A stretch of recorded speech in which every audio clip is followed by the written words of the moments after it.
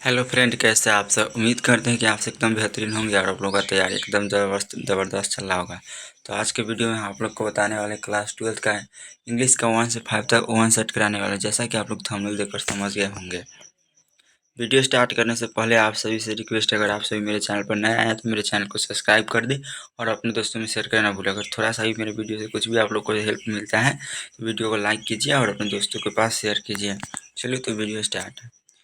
Poem पहले इसको तो चैप्टर 1 में पढ़ा दिए थे, लेकिन 1 से 5 तक फिर से 1 से 5 तक आज 1 सेट करवा देंगे। 1 सेट वन लाइनर के साथ करा देंगे पोएम सेक्शन का। पोएम सेक्शन पढ़ाना चैप्टर 1 है, जिसका नाम है sweetest love I do not गो। अपनी तो नहीं लिखा हुआ लेकिन लिख देते हैं स्वीटेस्ट। चैप्टर 1 है जिसका नाम है sweetest love I do not go, और sweetest love I do not go उनका कवि है जॉन डन। पहले जान जाते हैं राइटर का नाम क्या है, कवि का नाम क्या है।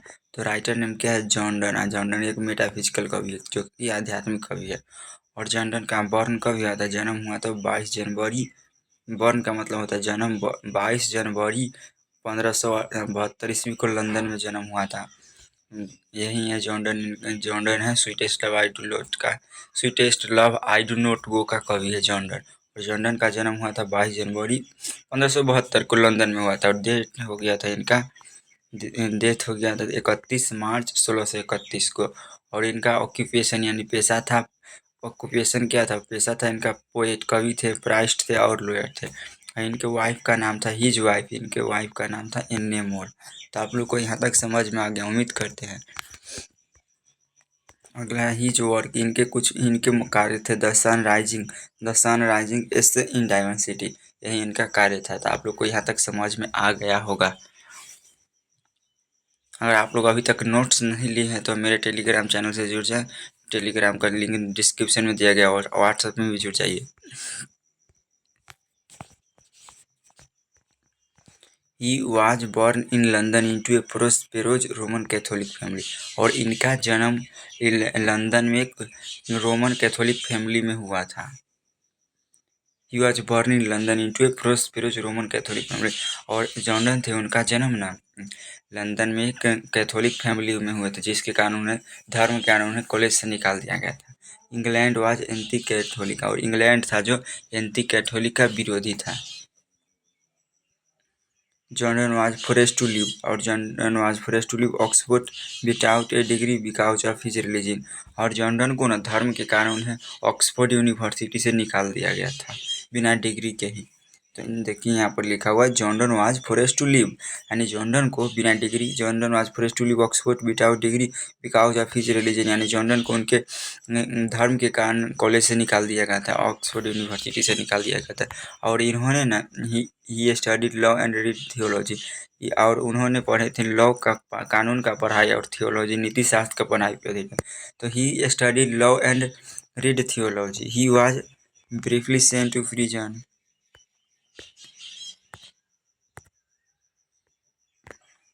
He was briefly sent to prison for secretly marrying his patroness, और इन्होंने चोरी छुपके से पेट्रोनिस के से शादी की, जिसके कारण इन्हें कुछ दिनों के लिए जेल भी जाना पड़ा था।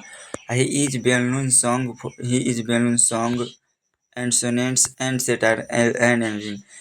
यह प्रवचन, कथाकार, गीतकार के नाम से भी जाने जाते थे। ही इज वेल नोन सॉन्ग यानी संगीतकार, सोनेट, सेटायर्स, एलजीज एंड सरमोन्स, इस सभी के नाम से ये जाने जाते थे। अगला टॉपिक है, इसका वन लाइनर बता रहे हो। वन लाइनर से यही फायदा होता है कि आपको ऑब्जेक्टिव भी याद हो जाता है, सब्जेक्टिव भी हो जाता है, शॉर्ट क्वेश्चन भी, लॉन्ग क्वेश्चन भी याद हो जाता है। तो आप लोग वन लाइनर को पूरा देखिएगा, शुरू से अंतिम तक देखिएगा, आप लोग को एकदम समझ में आ जाएगा।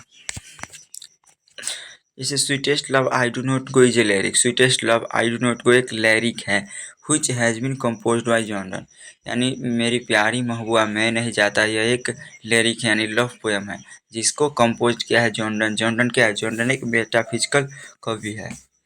John Donne is a metaphysical poet belongs to England, यानी जॉन डन है जो आध्यात्मिक कवि है, जो कि बिलोंग्स करता है इंग्लैंड से। तो आप लोग को यहाँ तक समझ में आ रहा होगा।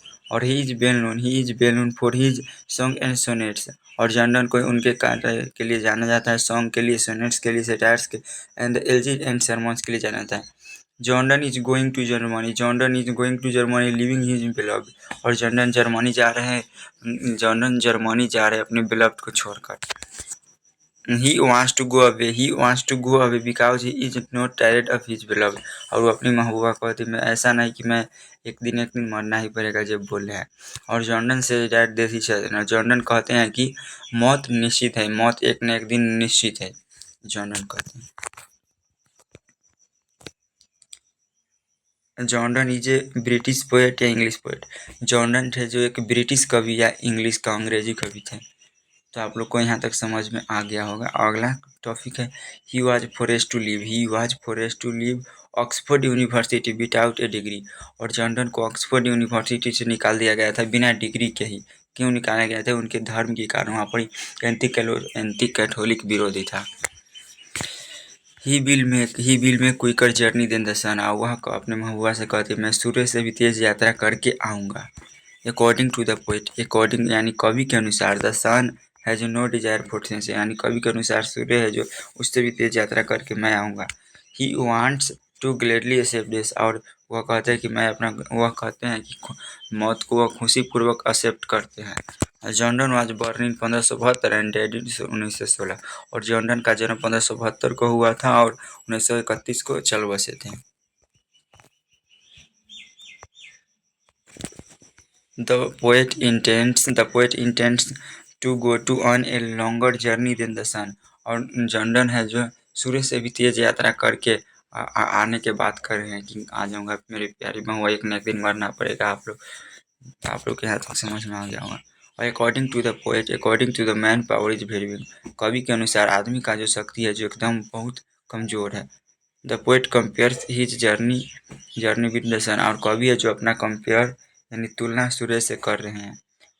The meaning of awareness is tiredness, the meaning of awareness is tiredness, मतलब अवेयरनेस मतलब होता है ट्रेडनेस। तो आप लोग को समझ में आ गया होगा। एक और शॉर्टकट में देख लेते हैं। पहले sweetest love I do not गया, तो sweetest love I do not को एक लव पोएम है जो कि जॉर्डन के द्वारा लिखा गया है। और जॉर्डन एक मेटाफिजिकल कवि है और उनका जन्म हुआ था 22 जनवरी 1572 को लंदन में जन्म हुआ था और मौत हुआ था 31 मार्च 1631 को। इनका ऑक्यूपेशन थे, पोएट थे, पराइस्ट थे, एक लॉयर थे, यानी कवि थे, कथाकार और लॉयर थे। इनके वाइफ का नाम था एन मोरा और हिज वर्क, इनका काम था the sunrising essay in diversity. He was born in London into A prosperous Roman Catholic family. और उनका जन्म लंदन में एक प्रोस्पेरस रोमन कैथोलिक फैमिली में हुआ था। इंग्लैंड था जो एंटी कैथोलिक था, इंग्लैंड में एंटी कैथोलिक था और इनका जन्म हुआ था रोमन कैथोलिक का विरोधी था इंग्लैंड में। Jordan was forced to leave Oxford university without a degree because of his religion. यानी जॉर्डन को ना ऑक्सफोर्ड यूनिवर्सिटी से निकाल दिया गया था उनके धर्म के कारण, वो भी बिना डिग्री के। उन्होंने पढ़ाई किया था लॉ एंड थियोलॉजी का। और he was briefly sent to prison for secretly marrying his patroness. और उन्हें चुपके से अपने जहाँ काम करते आश्रय दाता है कि यहाँ अपने पति काम शादी कर ली, जिसके कारण उन्हें कुछ दिन के लिए जेल जाना पड़ा। जैसे ये थे ना जो अपने चाचा के यहाँ से काम कर रहे थे, वहीं पर एक लड़की थी, उसे शादी चुपके से कर ली, जिसके कारण उन्हें जेल भी जाना पड़ा। फिर जेल के बाद आ गए। हिज बेल वहाँ जाने जाते हैं सॉन्ग के लिए, सोनेट्स के, सेटायर एंड सरमन्स। तो आप लोग को यहाँ तक समझ में आ गया होगा। और sweetest love I do not हुई जो लिरिक कवि है, sweetest love I do not हुई जो लिरिक है। तो आप लोग को यहाँ तक समझ में आ गया, तो आप लोग इसका स्क्रीनशॉट भी ले सकते हैं। आप लोग को पहला चैप्टर समाप्त होता है। फर्स्ट चैप्टर ये क्या हो गया? द एंड हो गया, the end. First chapter the end हो गया। आज 1 से 5 तक 1 शॉट कराएंगे, तो आप लोग वीडियो में शुरू से अंतिम तक बने रहिएगा। चलिए अब दूसरा चैप्टर पर आते हैं। अगला चैप्टर है सॉन्ग ऑफ माई सेल्फ। और दूसरा चैप्टर है जिसका नाम है सॉन्ग ऑफ माई सेल्फ है। दूसरा चैप्टर जिसका नाम क्या है? दूसरा चैप्टर जिसका नाम है song of myself. Song of myself क्या है? सॉन्ग ऑफ माई सेल्फ एक कवि है। सॉन्ग ऑफ माई सेल्फ एक पोएम है। और सॉन्ग ऑफ माई सेल्फ का राइटर कौन है? Walt Whitman. Song of myself का राइटर यानी कवि हैं जो वाल्ट विटमैन है। और वाल्ट विटमैन का जन्म 31 मई 1819 को हुआ था। यूएस यानी न्यूयॉर्क अमेरिका में हुआ था। परीक्षा में आपके पूछेगा कि Walt Whitman sweetest love I do not क्या है? तो sweetest love I do not को एक लिरिक है। और sweetest love I do not को की कवि कौन है? तो sweetest love I do Jordan है। और दूसरा चैप्टर जिसका सॉन्ग ऑफ माई सेल्फ के कवि कौन है? तो वाल्ट विटमैन। आपके एग्जाम में यहाँ से पूछ सकता है। और पूछेगा वाल्ट विटमैन का जन्म कब हुआ? तो 31 मई 1819 को जन्म हुआ था। वो न्यूयॉर्क अमेरिका में जन्म हुआ था। और डेड हो गया था 26 मार्च 1892 में यूएस यूनाइटेड स्टेट में हो गया था। और इनके जो ऑक्यूपेशन थे, ये एक पोएट थे यानी कवि थे, एसेइस्ट थे और जर्नलिस्ट। और हीज एज इनका एज था जो 72। और कारपेंटर के काम नहीं हुए 12 साल की उम्र में ही शुरू कर दिए थे। और इनके पहला तो आप लोगों को बताया कि सॉन्ग ऑफ माई सेल्फ है। फिर से एक बार रिपीट कर लेते हैं। सॉन्ग ऑफ माई सेल्फ है जो एक पोएम है, लिरिक या पोएम है। और सॉन्ग ऑफ माई सेल्फ का राइटर है वाल्ट विटमैन। और वाल्ट विटमैन का जन्म 31 मई 1819 को अमेरिका में हुआ था। और डेट 26 मार्च को यूनाइटेड स्टेट में हो गया था 1892 में। और इनके पेशा था पोएट थे, एक निबंधकार थे, कविकार थे और कथाकार थे। हिज ओ एज इनका एज था जो 72 साल।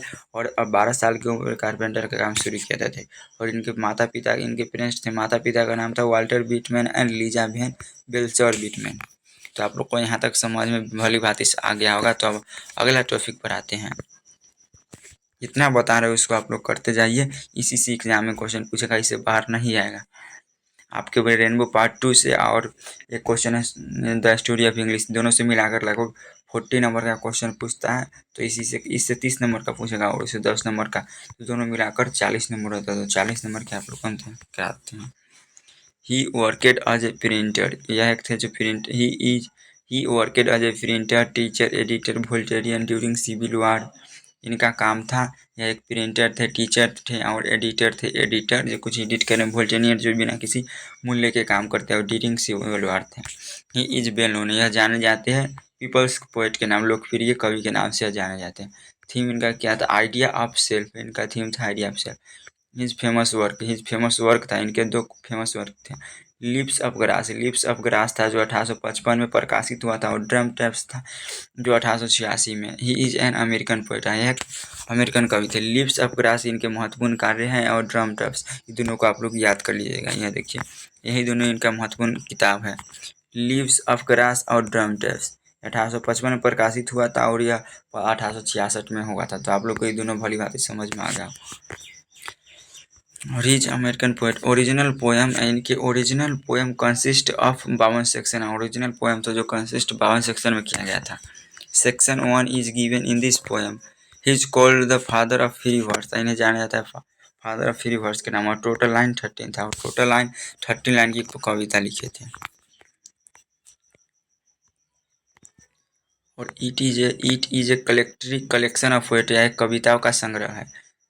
It was the first edition published in 1855 and with 12th poem. इनके प्रथम कविता था जो 12 कविता था जो 1855 में प्रकाशित हुआ था। It was the last addition published in 1892 with 400 poem. इनका जो लास्ट कविता था जो 1892 में प्रकाशित हुआ था 400 कविता संग्रह।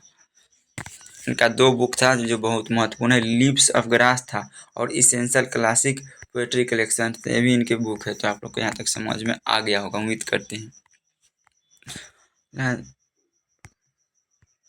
टॉपिक है song of myself is a poem, यानी सॉन्ग ऑफ माई सेल्फ है जो क्या है? सॉन्ग, मैं खुद में खुद को सेलिब्रेशन मना रहा हूँ। Song of myself is a poem. Song of myself एक कविता है which has been composed by an American poet. Song of myself एक कविता है जो कि अमेरिकन पोएट वाल्ट विटमैन के द्वारा कंपोज किया गया है। तो आप लोग को यहाँ तक समझ में आ गया। फिर से एक बार समझा देते हैं। Song of myself is a poem, song of myself एक है जो कविता है which has been composed by an American poet Walt Whitman. और sweetest love I do, song of myself एक पोएम है जो कि कंपोज किया गया अमेरिकन पोएट वाल्ट विटमैन के द्वारा। और he was born in 1819 and dead in 1872 में। और उनका जन्म 1819 को हुआ था और 1892 को डेड हो गया था, यानी मृत्यु हो गया था। His works collected in Leaves of Grass, इनके वर्क था His work collected in Leaves of Grass and Drop Taps, the poet of song of my self sing for himself. और कवि कहते हैं कि मैं खुद में ही खुद को सेलिब्रेशन मना रहा हूँ, मैं खुद में खुद को खुश हूँ। Walt Whitman is a known as people poet. और वाल्ट विटमैन को लोकप्रिय कवि के नाम से भी जाना जाता है। ही सेज, और वह कहते हैं कि he says every atom of blood is the same in all beings. और वो कहते हैं जैसा मेरा खून है वैसे ही मेरा फैमिली का खून भी है, वैसे ही किसी और आदमी का खून है जो बोल रहे हैं।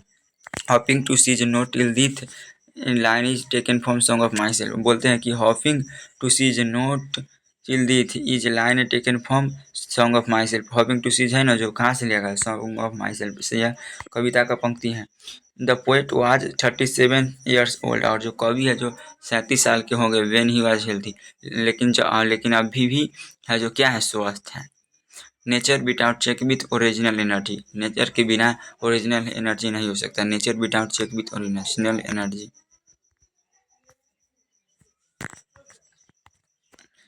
The speaker of this poem is the poet himself. The speaker of this poem is the poet himself.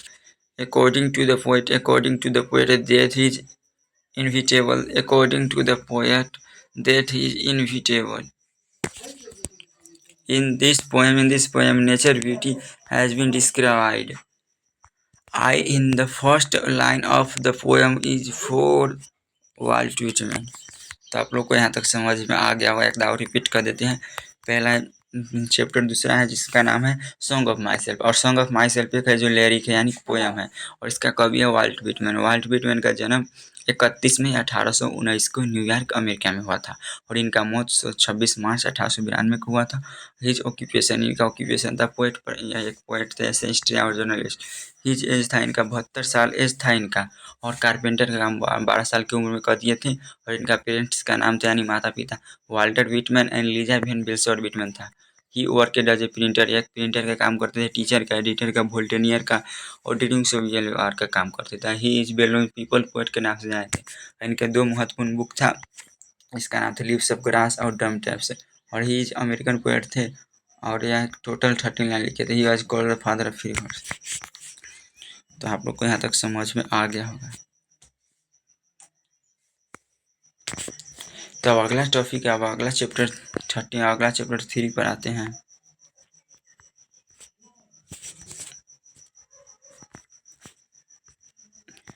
Chapter 3 है, अगला चैप्टर जिसका नाम है चैप्टर 3। चैप्टर 3 क्यों है, जिसका नाम है now the leaves are falling fast. Now the leaves are falling fast. Now the leaves are falling fast. पत्ती अब तेजी से झड़ रहे हैं। जिसका कवि है now the leaves are falling fast, जिसका कवि है W.H. वुडन। इसका फुल W.H. वुडन यानी विस्टन ह्यूग वुडन है। Now the leaves are falling fast का कवि कौन है, W.H. वुडन यानी विस्टन ह्यूग हुआ। और now the leaves are falling fast एक लिरिक है, और लिरिक है। इसका कवि है W.H. वुडन। और W.H. वुडन का जन्म 21 फरवरी 1907 ईस्वी को इंग्लैंड में हुआ था। और इनका डेथ था जो इनका मौत हो गया था, मौत 29 सितंबर 1973 को ऑस्ट्रेलिया में हो गया। और इनका एजुकेशन था जो MA ऑक्सफोर्ड में हुआ था। MA ऑक्सफोर्ड में। ऑटम, इनका यह एक ऑटम सॉन्ग है। 20 line poem divided into 5 stanza.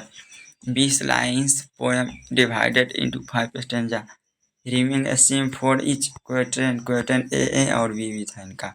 Rhyming a scheme for each question A और बी था। तो आप लोग को यहाँ तक समझ में आ गया होगा कि now the leaves are falling fast के कवि W.H. वुडन है, जिनका फुल नेम है विस्टन ह्यूग वुडन। और नाउ द लीव्स आर का मतलब होता है कि पत्ते अब तेजी से झड़ रहे हैं। और W.H. वुडन का जन्म 21 फरवरी 1907 ईस्वी को इंग्लैंड में हुआ था, और मौत हो गया था 29 सितंबर 1973 को ऑस्ट्रेलिया में। एजुकेशन था MA ऑक्सफोर्ड। और इनका यह एक ऑटम सॉन्ग है, 20 लाइन में डिवाइड किया गया जो कि 5 स्टेंजा है। और इनका थीम है, अब अगला इनका थीम पर आ जाते हैं। डाउनफॉल ऑफ सोसाइटी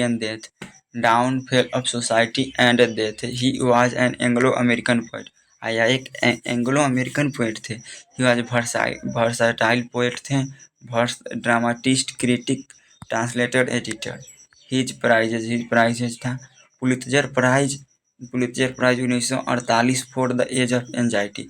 इनको ना द एज ऑफ एंजाइटी के लिए, यानी W.H. वुडन को एज ऑफ एंजाइटी के लिए 1948 को ना पुलित्जर प्राइज दिया गया था। तो ये बहुत वीवीआई लाइन है। He was left England in 1939 को, और यह इंग्लैंड से लेफ्ट हो गए थे 1939 को। ही शिफ्ट इन यूनाइटेड स्टेट, और यूनाइटेड स्टेट था जहाँ शिफ्ट हो गए थे। His works is divided into two phases. His works is divided into two phases, British and American. It is a lyrical poem. यह एक lyrical poem है। There are 5 stanza in this poem. There are 5 stanza in this poem. तो आप लोग को यहाँ तक समझ में आ गया होगा बेहतर तरीक़ा से। तो अगला टॉपिक पर आते हैं। The notable works of British phase. इनके ब्रिटिश फेज में कुछ नोटेबल वर्क्स था। इनके कुछ महत्वपूर्ण वर्क था। द ओरेटर था, the dance of death, look stranger, Spain another time. The notable works of American phase. इनके ब्रिटिश फेज में कुछ वर्क था जो यही है, और अमेरिकन फेज में वर्क था new year letter, for the sun, time being, the age of anxiety, the shield of Achilles. तो यहाँ तक था इनका गाना।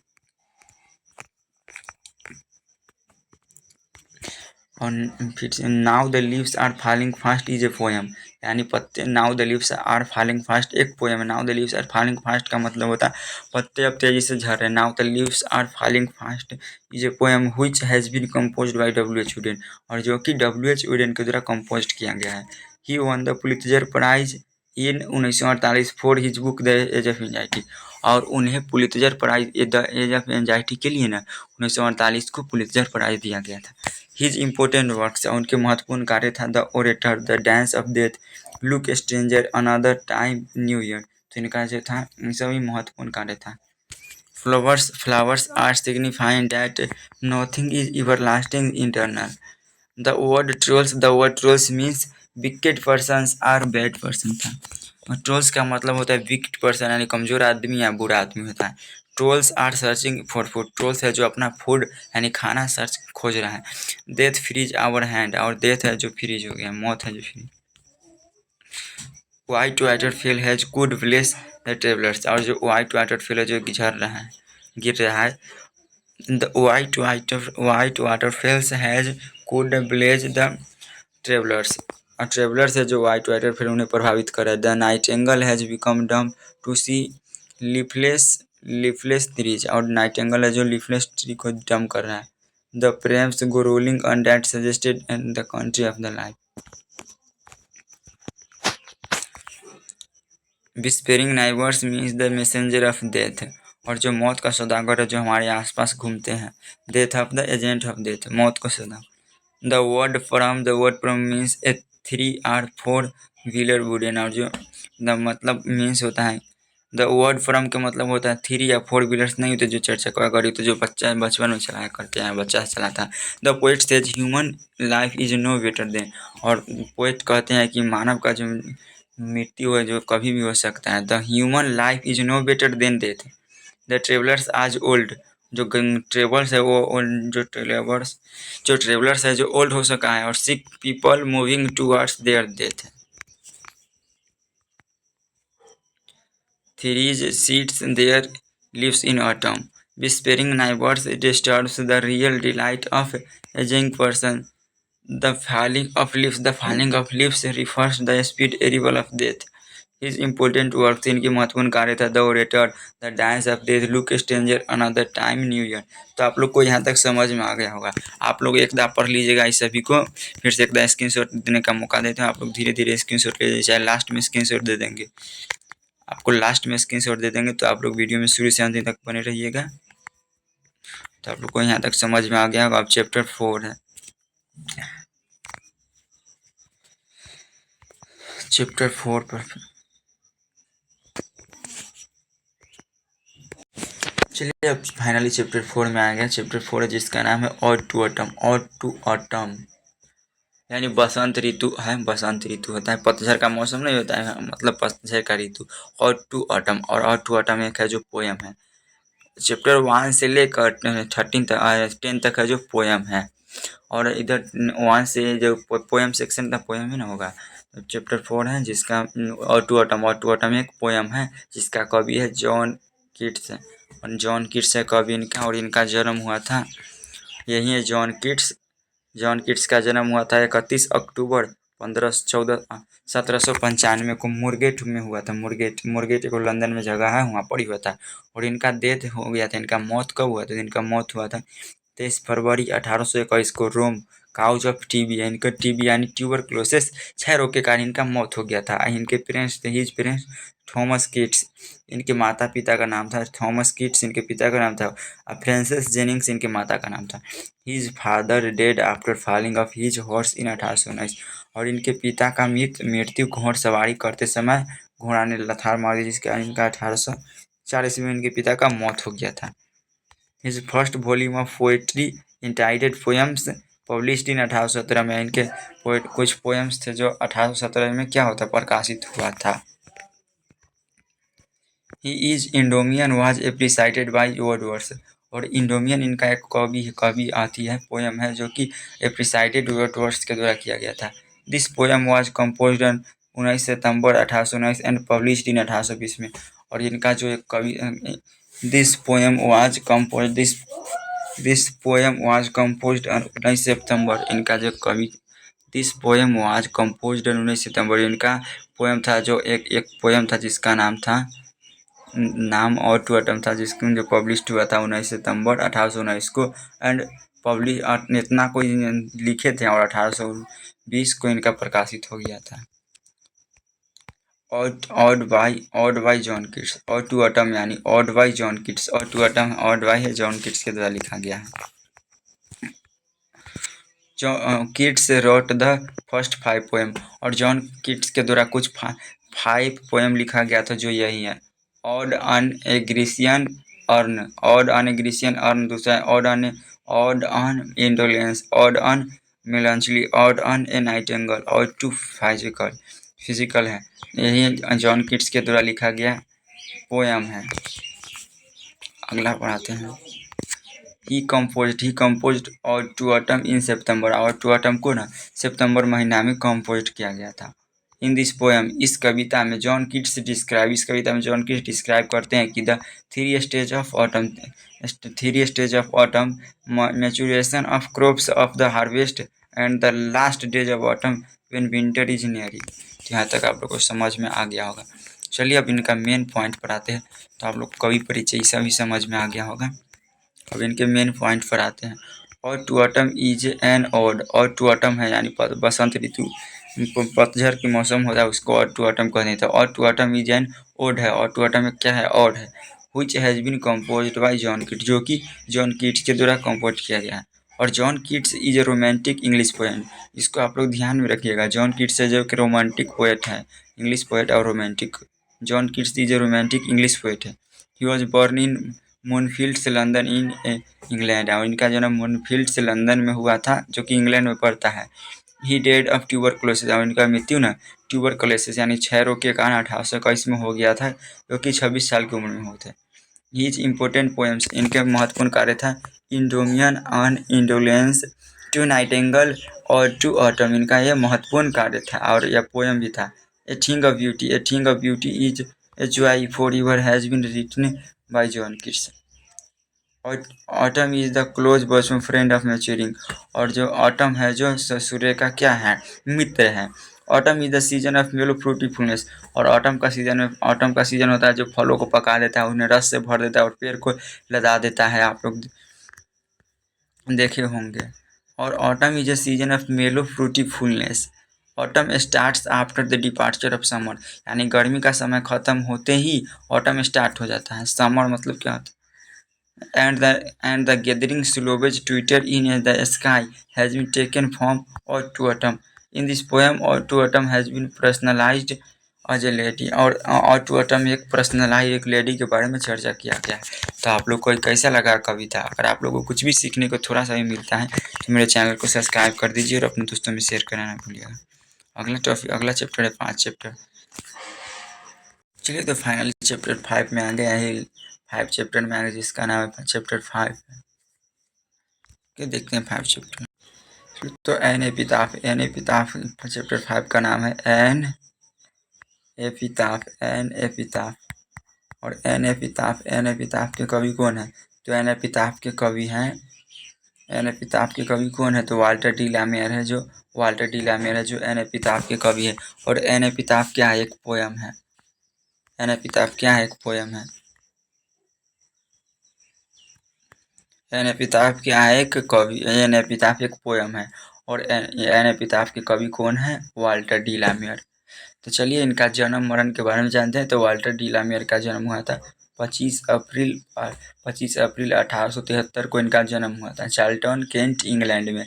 चार्ल्टन नामक एक जगह है, चार्ल्टन इंग्लैंड में एक चार्ल्टन जगह है, वहीं पर ही इनका जन्म हुआ था। और इनका मौत हो जाता है जो 22 जून 1956 को इंग्लैंड में इनका मौत हो जाता है, यानी देहांत हो जाता है। और ऑक्यूपेशन, इनका पेशा था, यह पोएट थे, कवि थे और लघु कथाकार यानी शॉर्ट स्टोरी राइटर और नोवेलिस्ट उपन्यासकार थे। हिज फेमस वर्क है, इनका महत्वपूर्ण वर्क था the listeners, song for children और पिकॉक फाई। यह सब है जो इनका महत्वपूर्ण कार्य था। तो आप लोग इसको याद कर लीजिएगा। He was a poet of children, एक बच्चे का कवि थे। He was a poet of children. Queen Elizabeth द्वितीय honourable him with the order of merit 1953। और क्वीन एलिजाबेथ द्वितीय थे ना, जो इनको ऑर्डर ऑफ मेरिट के लिए सम्मानित किए थे 1953 ईस्वी को। चलिए अबाउट पोएम, अब पोएम के बारे में जानते हैं। मेमोयर पोएम, यह एक मेमोयर पोएम है जो कि 8 लाइन्स का है। और death and effect of time, जो मौत हो जाता है टाइम पर होता है प्रभाव का।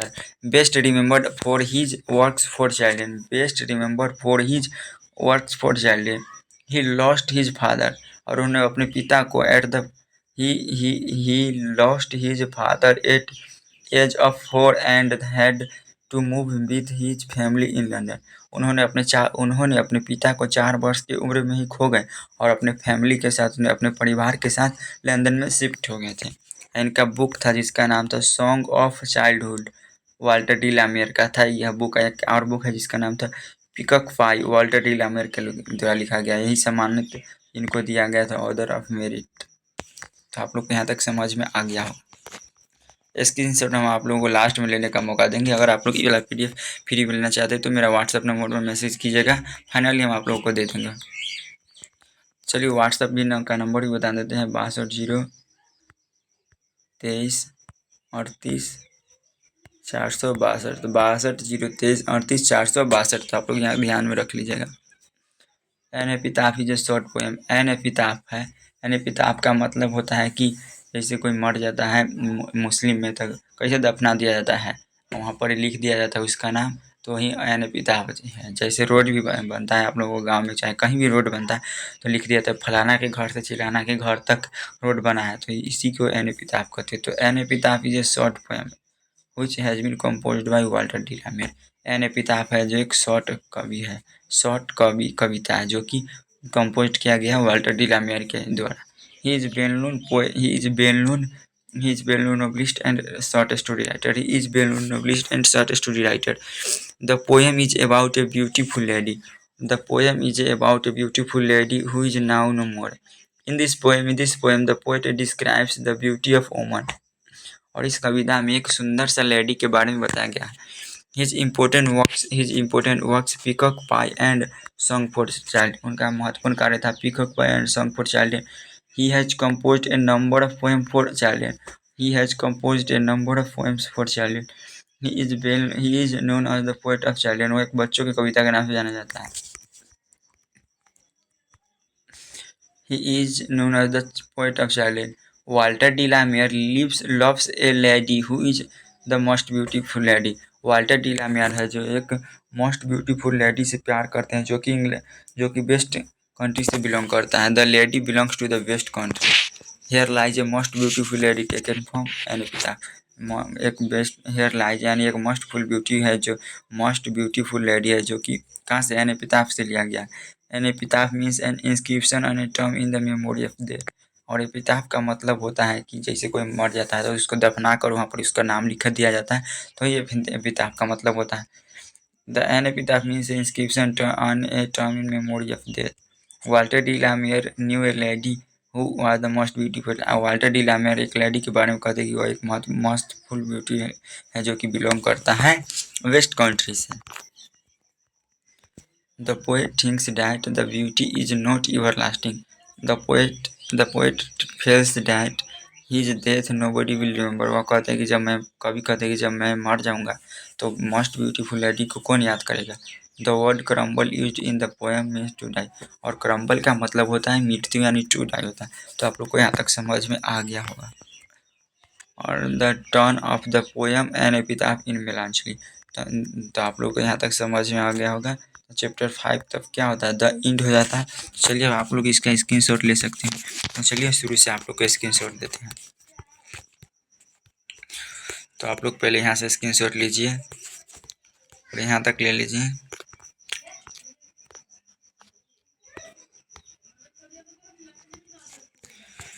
तो आप लोग आराम से स्क्रीनशॉट इसका ले सकते हैं। अगर आप लोग पीडीएफ लेना चाहते हो तो नंबर पर का मैसेज कीजिए, फ्री में पीडीएफ दे देंगे। तो आप लोग मैसेज ही कर दीजिएगा, पीडीएफ हम आप लोग को बिल्कुल फ्री में दे देंगे। तो कैसा लगा आज का वीडियो, उम्मीद करते हैं कि आप सभी को अच्छा लगा होगा। अगर मेरा वीडियो से थोड़ा सा भी सीखने को आप लोग को कुछ मिल जाए तो मेरे वीडियो को लाइक कीजिए और अपने दोस्तों में शेयर करना भूलें। चलिए अब मिलते हैं अगले वीडियो में हिंदी की क्लास के साथ। तब तक के लिए जय हिंद, वंदे मातरम।